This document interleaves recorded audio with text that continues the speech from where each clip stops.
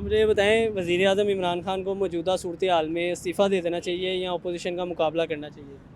वज़ीर आज़म पाकिस्तान को अपोजिशन का मुकाबला करना चाहिए, इसलिए कि बरसगीर पाको हिंद में 5 लोग बहुत अजीम आए। सबसे पहले शाह वलीउल्लाह देहलवी, जिन्होंने कौम के लिए बहुत कुछ किया। उसके बाद डॉक्टर मोहम्मद इकबाल, जिन्होंने कौम के लिए बहुत कुछ किया।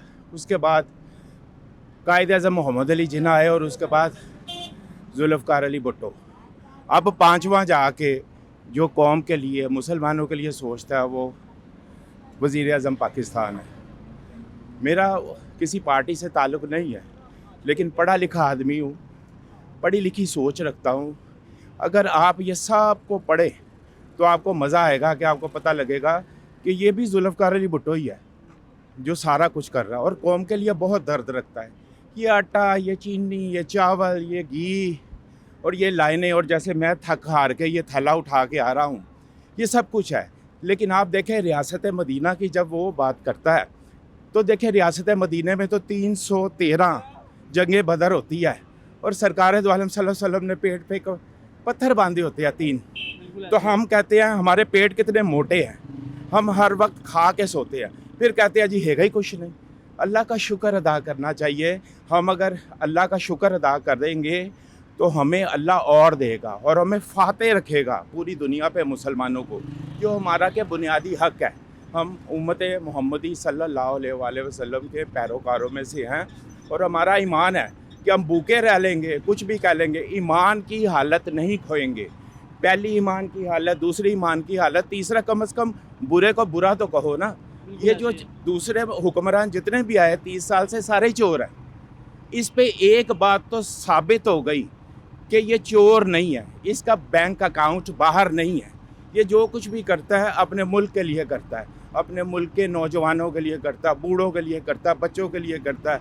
ये रेडी बान जो कहते हैं जी महंगाई बड़ी बढ़ गई है, उनके लिए भी बेचारा करता है। और आखिर पे वो एक खत दिखाता है ज़ुल्फ़िकार अली भुट्टो की तरह और कहता है कि हमें पाकिस्तान पे थ्रेड्स हैं। और ये थ्रेड्स कब नहीं थे? क्या ज़ुल्फ़िकार अली भुट्टो की यहाँ वो कॉन्फ्रेंस भूल गए जिस पे उन्होंने यूं फाड़ के यूं निक्सन के हाथ पे यूं फेंका था और कहा था वो सफ़ेदा थी, और उसने कहा मैं तीसरी दुनिया में नहीं रहने दूंगा। ये भी वही कुछ ही होने जा रहा है। अगर मतलब ये एक तयशुदा बात है कि अगर ये इक़्तिदार में, असेंबली में सारे मिल के इसको गिरा लेते हैं तो शेर को गिरा देने से क्या शेर बदल जाता है? क्या गीदड़ बन जाता है? वो शेर ही रहता है। वो ज़्यादा मजबूत हो के ऑपोजिशन में बैठेगा और इनको वक्त डाल देगा। फिर ये क्या करेंगे? तो हमें तो, उनको भी और हमें भी, हमारे मुसलमान भाई हैं, वो भी कौमी हैं, हमें सबको मिल के चलना चाहिए। उनको भी कौम का दर्द कुछ ना कुछ तो है, कोई ना कोई तो चीज़ अच्छी करता है। कि जैसे ये पुल बना दिए, ये सड़कें बना दी, तो किसी ने ये भी किया, किसी ने 1122 बना दी, किसी ने ये भी किया। और ये जो फैसला था उसका वज़ीर आज़म पाकिस्तान का कि पंजाब के इसको बदल दो, तो ठीक किया उसने। ये पढ़ी लिखी बात है। अगर आप देखें तो सुलह हुदैबिया क्या थी? नबी करीम सल्लल्लाहु अलैहि वसल्लम ने क्या किया था? कुफार की तरह मुसलमान जाते थे, वो इतना मारते थे, इतने कोड़े बरसाते थे, और वो उनका मुआहदा था उसमें कि वापस नहीं जाएंगे जो इधर आएंगे, और मुसलमानों में जो लोग कुफार आ जाते थे हम उसको वापस कर देते। तो कुछ दे के कुछ पाना पड़ता है। ज़ुल्फ़िकार अली भुट्टो ने एटम बॉम्ब बनाया, जबकि नवाज शरीफ साहब ने तमगा सजा लिया। तकलीफ़ें तो बहुत सारों ने सही। और अभी शहबाज शरीफ की मैंने कल तकरीर सुनी तो उन्हें कहा जी कि हमारे मियाँ साहब ने एटम बॉम्ब दिया। सदियाँ गुजरती हैं, लोग तकलीफ़ें झेलते हैं, भूखे रहते हैं। अफवाज पाकिस्तान सदियों से काम कर रही है और उनका नाम भी नहीं होता। और जब कभी मुल्क में ऐसे क्राइसिस आ जाते हैं तो सबसे पहले निशाना ना अफवाज पाकिस्तान को बनाया जाता है।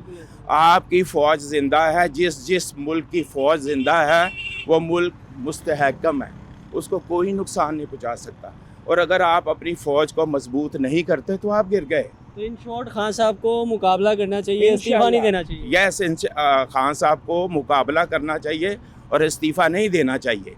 और अगर वो हार भी जाते हैं तो सामने ऑपोजिशन में बैठ के इनका और सख्ती से मुकाबला करें। अवाम इनके साथ है। बेहतरीन, बहुत शुक्रिया।